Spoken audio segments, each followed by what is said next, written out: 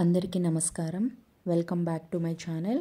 ఈరోజు వీడియోలో 2024లో క్షీరాబ్ది ద్వాదశి లేక చిలుక ద్వాదశి ఎప్పుడు వచ్చింది, అలాగే ద్వాదశి గడియలు ఎప్పుడు ప్రారంభమవుతాయి, ఎప్పుడు ముగుస్తాయి అనే విషయాలను ఈ వీడియోలో మీతో షేర్ చేసుకోబోతున్నాను.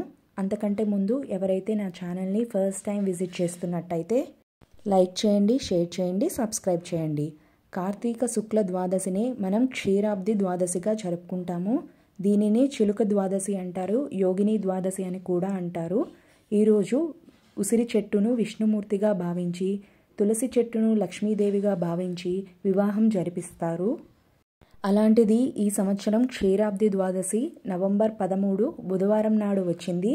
ఇక ద్వాదశి సమయాలు ప్రారంభం మరియు ముగింపు సమయాలను చూద్దాము.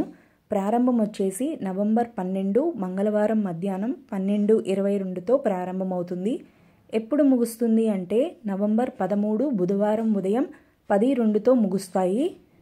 ఇంతటితో ఈ వీడియో ముగిస్తున్నాను. ఈ వీడియో మీకు బాగా యూస్ఫుల్గా ఉంటుంది అనుకుంటున్నాను.